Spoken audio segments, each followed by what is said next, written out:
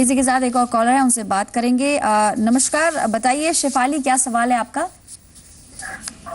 Good evening. मैंने 2010 में एक फ्लैट 50 लाख का लिया था। अब वो 80 लाख का बिक रहा है। तो मेरे दो क्वेश्चन है आपसे कि मुझे दूसरा फ्लैट कितने का लेना चाहिए कि कैपिटल गेन टैक्स ना लगे, और दूसरा मेरा क्वेश्चन ये है, क्या कुछ पैसा अपने पास रखकर बाकी का मैं बैंक लोन ले लूं?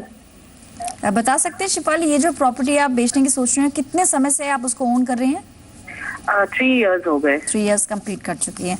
बलवंत जी बताइए, 3 इयर्स का जो प्रोविजन कहता है वो इनका कंप्लीट हो गया है। नेक्स्ट अगर ये जो प्रॉपर्टी लेती हैं, बजट उसमें कैसे रखें? क्या पार्टली फाइनेंस करें बैंक से, या फिर सारा का सारा अमाउंट इनको यूज करना होगा? टैक्स बचाना भी इनका एक ऑप्शन है कहीं ना कहीं। और बताइए इनको कि क्या प्रोविजंस कहते हैं।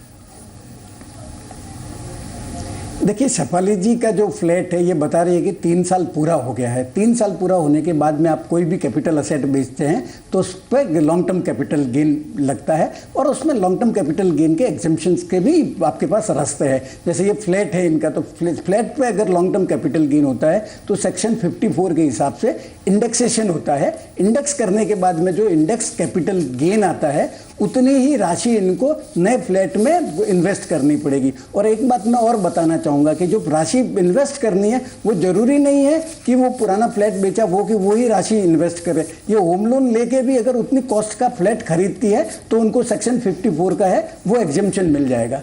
और क्या क्वेरी थी इनकी?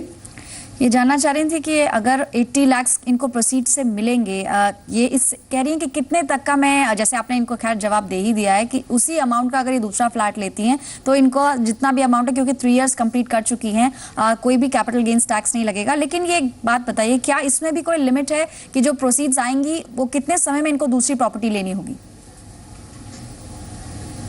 जो सेक्शन 54 के हिसाब से जो आपने जो फ्लैट बेचा है उसके आपको 3 साल के अंदर अंदर फ्लैट खरीद लेना पड़ेगा।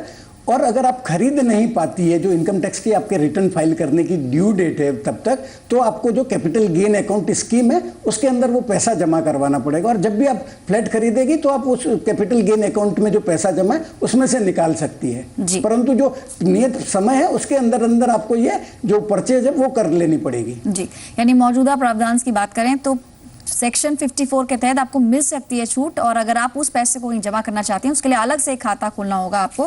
कैपिटल गेन्स खाता बैंक में खुल जाएगा, वहां पर किसी भी सरकारी बैंक को अप्रोच कर सकती हैं और उस अमाउंट को जमा कर सकते हैं। अदरवाइज अगर आपको टैक्स छूट चाहिए, उसी अमाउंट को आप दूसरी प्रॉपर्टी में आसानी से निवेश करके टैक्स बचा सकती हैं।